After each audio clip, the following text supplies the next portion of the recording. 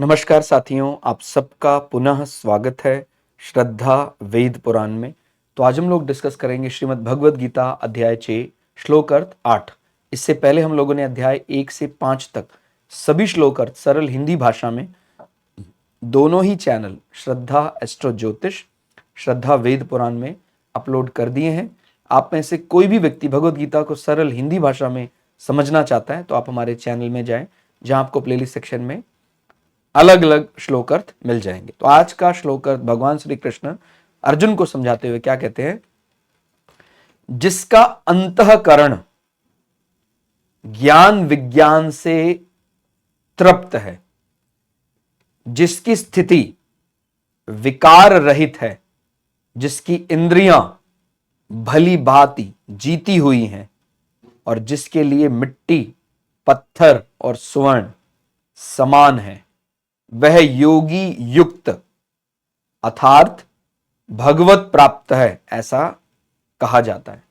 तो भगवान ने और लक्षण बताए कि भगवत प्राप्ति किसे हो गई है या कौन बहुत नजदीक है।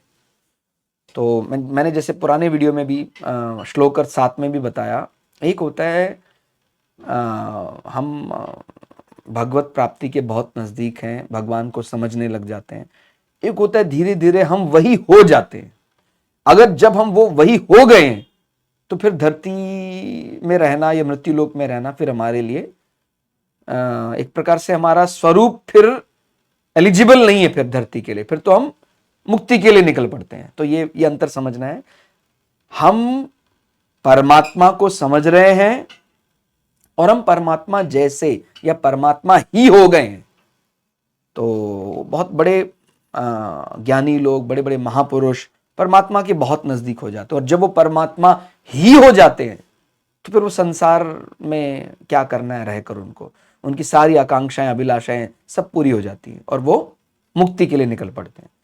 तो अब क्या कहा गया? जिसका अंतःकरण, माने ऐसा नहीं कि केवल बाहर, यहां बाहर दिखाने से नहीं है, अंतरात्मा से, ठीक हो गया, ज्ञान विज्ञान से वो तृप्त हो चुका है। इसको लौकिक परिभाषा से भी समझ सकते हैं, जो संसार में ज्ञान और विज्ञान की परिभाषा है, लेकिन इसकी जो वास्तविक हम जिसको ज्ञान कह रहे हैं या विज्ञान कह रहे हैं योग दृष्टि से, उसको भी हमें आत्मसार करना है, समझना है। माने वो अब इनमें और ज्यादा अधिक फंसने के मूड में नहीं है।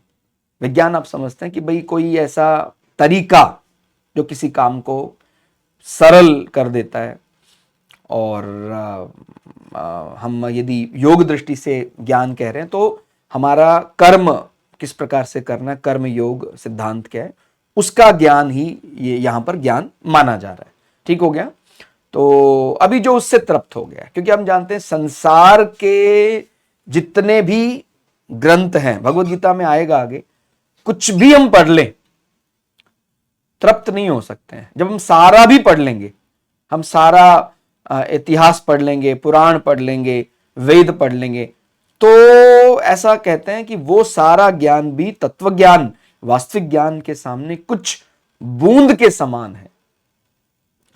तो इसलिए व्यक्ति का अंतःकरण अब बार बार कि मैं और ज्यादा, वो वहां से धीरे धीरे उसको विरक्ति सी आने लग जाती कि नहीं, अब मैं वास्तविकता को धीरे धीरे समझने लगा हूं। ज्ञान विज्ञान की दृष्टि से वो अपने आप को अब तृप्त महसूस करता है, क्योंकि वो जानता है वास्तविकता, चाहे मैं यहां संसार में कितना ही समझ लूं, कितना ही पढ़ लूं, अलग अलग ग्रंथ, विज्ञान, टेक्निक, तरीके, मैं उससे तृप्त हो ही नहीं सकता हूं।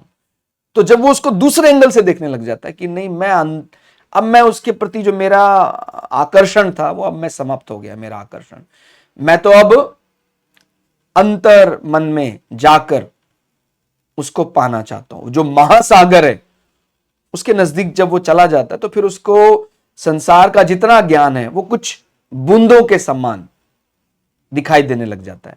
तो ये समझना है, जहां ज्ञान विज्ञान की लौकिक परिभाषा भी समझी जा सकती है, परंतु यहां कर्म करने की जानकारी का नाम ज्ञान है, और कर्मों के माध्यम से कोई सिद्धि प्राप्त हो रही है, कोई यानी एक प्रकार का टेक्निकल वे, आप समझते, विज्ञान की परिभाषा यानी एक ऐसा वर्क है जो किसी काम को सरल कर देता है, उसमें टेक्निक लगती है, तो उसमें कोई अपने को सिद्धि प्राप्त हो रही है, कोई सिद्धि, उसमें सम रहने का नाम अब यहां विज्ञान का है। ठीक हो गया? तो उससे कुछ ऐसी प्राप्त हो रहा है, नहीं हो रहा है, अब वो सम स्थिति में रहता है। ठीक हो गया? क्योंकि भाई आप और ज्यादा जानना चाहेंगे, संसार में आप जितना ज्यादा जानते रहेंगे उतना ही आपको कम कम और कम लगता रहेगा। इसलिए आपको एक समय आकर अंकुश स्वयं लगाना पड़ेगा, और जब आप वो अंकुश लगाने लग जाते कि नहीं प्रभु, अब आपकी ध्यान में ही जाकर आपकी साधना में बैठकर ही हम अपने आप को तृप्त कर लेंगे, या उसके प्रति जो बार बार उसके पीछे भागने की प्रवृत्ति समाप्त हो जाती है। ठीक हो गया? तो जिसका अंतःकरण ज्ञान विज्ञान से तृप्त है, उसको सिद्धि असिद्धि में वो सम रहता है, तो उसको कहा गया ज्ञान और विज्ञान से वो तृप्त हो गया, और उसको कर्म करने का तरीका मालूम हो गया, कर्मयोग सिद्धांत के बारे में वो जानता है। और कूट, यहां पर जो शब्द इस्तेमाल किया है कूटस्थो, तो यहां पर उसको हिंदी में अर्थ किया गया है कूट या आहरण। एक लोह पिंड है जिस पर लोहा, सोना, चांदी आदि अनेक धातुएं गढ़ी जाती हैं, पर वह एक रूप ही रहता है। माने जिस पर वो गढ़ी जा रही है, जो लोहे का पिंड है, उस पर चाहे सोना, चाहे चांदी, चाहे और दूसरी धातुएं आए, वो एक रूप रहता है, उस पर कोई प्रभाव नहीं पड़ता है। ऐसे ही सिद्ध महापुरुष के सामने तरह तरह की परिस्थितियां आती है, बहुत अधिक सम्मान मिल जाता है, कभी कोई ऐसा उसको ज्ञान नहीं है, अज्ञानवश उस महापुरुष का अनादर भी कर देता है, फिर भी वह कूट की तरह जो का त्यों निर्विकार रहता है, उन पर कोई विकार नहीं आता, ना उनमें ग्लानि, कोई अहम कुछ नहीं आता कि ये मेरा बहुत सम्मान कर रहे हैं या वो जानते नहीं मुझे अपमान कर रहे हैं। ठीक है, कोई बात नहीं। तो वो माने, क्योंकि वो आप खुद समझ सकते हैं, वो जब कब तक उसको संसार में बड़ा वेग आता है, जब तक वो संसार को सत्य माने बैठा है तब तक संसार में फंसा रहेगा। कोई भी कुछ कहेगा उसको वास्तविकता मानता है, संसार को ही अंतिम सत्य समझता है, तो बड़ी जल्दी क्रोध आ जाएगा। लेकिन जब वो समझ जाता है संसार जड़ है, मुझे संबंध जोड़ना नहीं, अंततो गत्वा से संबंध तोड़ना ही पड़ेगा, तो फिर वो डोंट केयर कंडीशन में आ जाता है कि दे रहे हैं ठीक, आप सम्मान दे रहे हैं तो ठीक, नहीं दे रहे हैं तो ठीक, डोंट केयर। आपने जैसे कंप्यूटर की भाषा में पढ़ा होगा, कंप्यूटर प्रोग्रामिंग में, कंप्यूटर इलेक्ट्रॉनिक्स में जब प्रोग्रामिंग करते हैं तो एक डोंट केयर कंडीशन होती है, तो कुछ ऐसा ही है। तो ऐसे व्यक्तियों के लिए, ऐसे साधकों के लिए संसार डोंट केयर कंडीशन, अच्छा मिल रहा है तो भी कोई ऐसा सुख की अनुभूति नहीं कर रहे हैं, अच्छा नहीं मिल रहा है तो भी कोई ऐसा दुख की अनुभूति नहीं कर रहे हैं, सम स्थिति में रहते हैं। और फिर आगे बढ़ते हैं, मिट्टी का ढेला, पत्थर, स्वर्ण, इन सब में सिद्ध कर्म योगी सम रहता है। अब ये अंतर अच्छे से समझना है। कर्म योगी का अर्थ ये नहीं कि वो उसके अंतर को नहीं जानता है, वो उसके अंतर को जानता है। सम रहने का अर्थ यह नहीं कि वो मिट्टी का ढेला, पत्थर, स्वर्ण का अंतर नहीं समझता। जब उसको रखने की बात आएगी, वो जो व्यवहार में है, सोने को कहां तिजोरी में रखना है, पत्थर को बाहर रखना है, मिट्टी खेत में बाहर पड़ी हुई है, वो बराबर इस अंतर को समझता है। लेकिन सामान्य व्यक्ति जैसे सोने के आने या जाने पर बड़ा खुशी का अनुभव करता है या जाने पर बड़ा दुख का अनुभव करता है, वो फिर इस स्थिति से बाहर निकल आता है।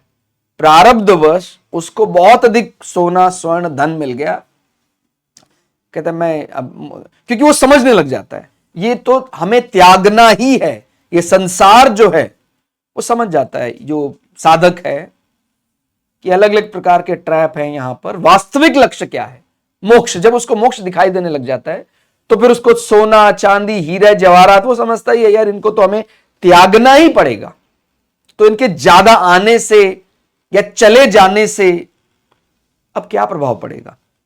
अन्नोपार्जन के लिए, माने मेरा भूखा ना मैं रहूं, उसके लिए जो मुझे बेसिक चाहिए वो मिल रहा है, पर्याप्त है। तो वो इस अंतर को, माने ये ध्यान रखना है, वो कोई ऐसा माने आप ऐसा नहीं उसको समझना है कि वो जैसे किसी का नर्व सेल में कुछ न्यूरोलिक डिसऑर्डर हो गया है, वो अंतर ही नहीं समझ पाता है, सोना क्या मिट्टी क्या, वो अंतर बखूबी समझता है लौकिक दृष्टि से। सोने को जहां रखना है तिजोरी में रखता है, लेकिन आज सोना चला गया, सोना आज आ गया, तो आज मैं खुशी के मारे नींद ही नहीं आ रही है, गम के मारे नींद उड़ गई है। वो कहता है, जो इसके बहुत नजदीक है, शरीरी को समझने के बहुत नजदीक है, वो क्या कहता है, मैं जो कर सकता था मैंने अथक प्रयास किया, परिश्रम मैं हमेशा करता हूं, लेकिन जो मेरे बस में नहीं उसके बारे में क्या विचार करूं। मैंने बहुत बढ़िया परिश्रम किया, सोने की वृद्धि होनी चाहिए थी, वृद्धि अब नहीं हुई है, तो मैं अब क्या कर सकता हूं।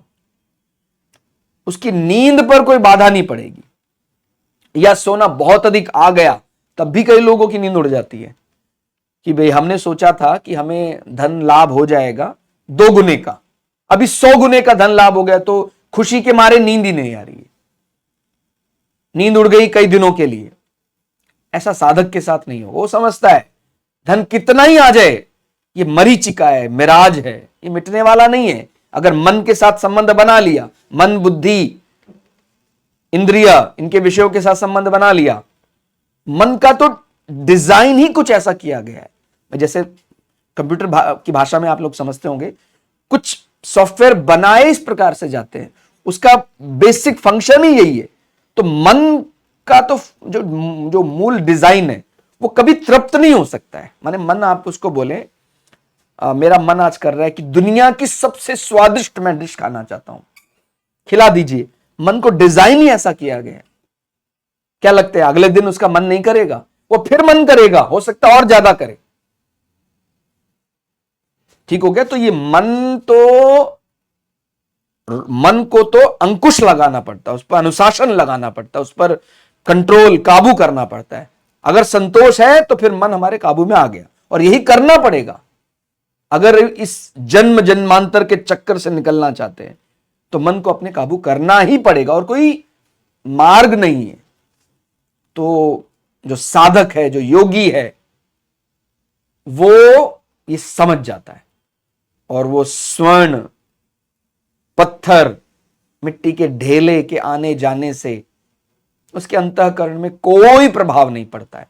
ठीक हो गया? तो इसका अर्थ मात्र इतना है कि उसके आने जाने से, बनने बिगड़ने से उसको हर्ष और शोक नहीं होता है, उसका अंतःकरण विचलित नहीं होता है। यही उसकी समस्थिति है। आप व्यवहार में भी देख सकते हैं, कई व्यक्ति ऐसे होते हैं कि जैसे हम देखिए, कर्म, मैं यहां पर कर्म ना करने की या अकर्मण्य होने की बात नहीं कर रहा हूं, पूरा अनुशासित होकर कर्म करना चाहिए। मैंने कोई वाहन खरीदा, वाहन से थोड़ा कार्य सरल हो जाए तो बड़ी अच्छा, उसमें हमने भगवान का आशीर्वाद भी लिया, देवताओं का, उसका पूजन आदि सब किया, बहुत बढ़िया भावना से लिया, और वो वाहन घर के बाहर खड़ा कर दिया, और उसी रात में कोई दूसरे वाहन ने उसको ठोकर मार दी। अब मन है तो मन तो काम विचलित होना ही है मन, और जो उस श्रेणी में जा चुका है साधक से, उसके पास भी वाहन हो सकता है। ऐसा नहीं कहा गया कि वो साधक है तो उसके पास वाहन नहीं होगा या उसके पास स्वर्ण नहीं होगा, उसको बखूबी ज्ञान होगा। लेकिन फिर वो ये अंतर समझता है, प्रभु मैं लेने वाला होता कौन हूं साधक के मन में। और ऐसा नहीं कि मैं बोल रहा हूं तो मुझे करना नहीं चाहिए, मेरे मन में भी विचलन, मेरा मन भी विचलित होता है, लेकिन बार बार इसका अभ्यास करते करते करते कभी तो हम उसके नजदीक पहुंच ही जाएंगे। उसको भी ऐसा लगा नहीं होना चाहिए था, लेकिन उसकी निद्रा में बाधा, उसकी प्रसन्नता में बाधा, वो ज्यादा देर विचार नहीं करता है। वो केवल इतना विचार करता है कि मैं और बढ़िया क्या कर सकता हूं, ये कार्य ठीक रहे, आगे से ऐसा ना हो। जो साधक प्रवृत्ति हो गया है, यानी जो बहुत नजदीक है उसके, जो शरीरी को जानने के बहुत नजदीक है, उसके मन में इस किसको चाहे आप मिस हैपनिंग कहें और उसका लॉस कहें, उसके मन में इसका ज्यादा देर असर नहीं रहता है। वो केवल अगर असर भी है तो क्या विचार कर रहा है कि शायद मैंने कोई अनुशासन में तो कमी नहीं, कोई मेरा ऐसा तो नहीं था जो मैं कर सकता था। उसको उसने सेफ्टी से रखा, बहुत बढ़िया जो कर सकता था किया। अगले दिन फिर वो विचार करता है और मैं बढ़िया क्या कर सकता हूं, उसको वाहन को बढ़िया ढंग से वो फिर रिपेयर करा देता है, ठीक करवा लेता है और केवल यही विचार करता है कि मैं उसको जितना सुरक्षित रख सकता हूं और रखूं। फिर ये बात समझनी है, उसके मन में कोई ऐसा विचार नहीं कि वाहन टूट गया तो मैं अब क्या करूं। उसकी निद्रा में कोई बाधा नहीं पड़ी, अगले दिन वो उतना ही निश्चिंत होकर सो रहा है। लेकिन हम अकर्मण्य नहीं हो सकते हैं। हम जितना बढ़िया, जितना अनुशासित कर्म कर सकते हैं, क्योंकि कर्म हमारे बस में, हम कर्म तो करना ही है, फल हमारे बस में नहीं है।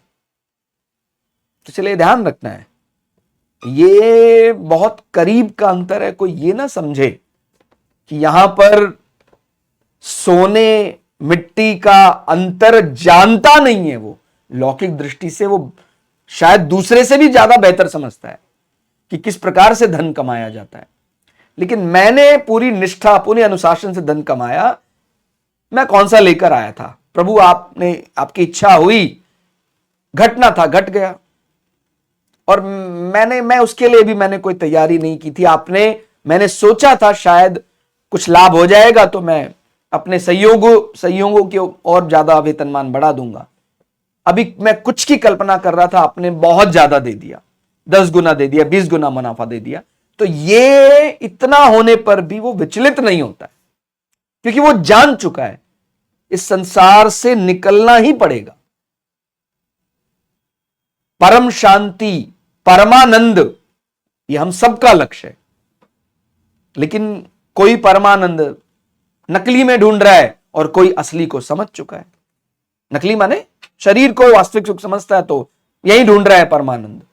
जब सर पटक पटक कर हार जाता है, फिर समझ जाता है कि परमानंद, परम शांति शरीर संसार में मिल नहीं सकती है, और फिर वो वास्तविकता की तरफ जाता है। और अगर देवताओं का आशीर्वाद हो तो बड़ी जल्दी वो अनुभव कर लेता है कि नहीं, शरीर या संसार वास्तविक लक्ष्य नहीं है। जो सुख को, वास्तविक सुख को पाना चाहता है, इतना सुख जहां और सुख समा नहीं सकता है, उसको शरीरी को समझना होगा। उसको शरीर के अंदर कौन रहता है, कौन मेरे मन का मन है, उसको समझना होगा। ठीक हो गया? तो इस प्रकार से विचार करना चाहिए। हर्ष शोक उसको ऐसे को नहीं होता है, उसका अंतःकरण विचलित नहीं होता है, यही उसकी समस्थिति है। ऐसा ज्ञान विज्ञान से तृप्त, निर्विकार, जितेंद्रिय, समबुद्धि वाला सिद्ध कर्म योगी योगारूढ़ समता में स्थित कहा जाता है। तो माने अब वो बहुत नजदीक है, वो ईश्वर को समझ जाता है, या ये कहें इसका अगला पड़ाव क्या होगा, वो स्वयं ईश्वर ही बन जाता है।